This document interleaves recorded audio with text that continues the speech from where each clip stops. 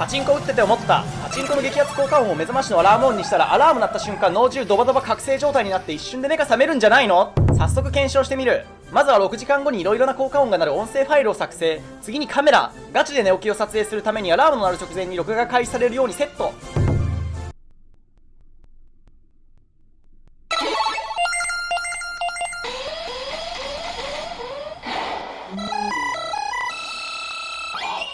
結果は微妙。確かに起きれはしたけど、この後二度寝した。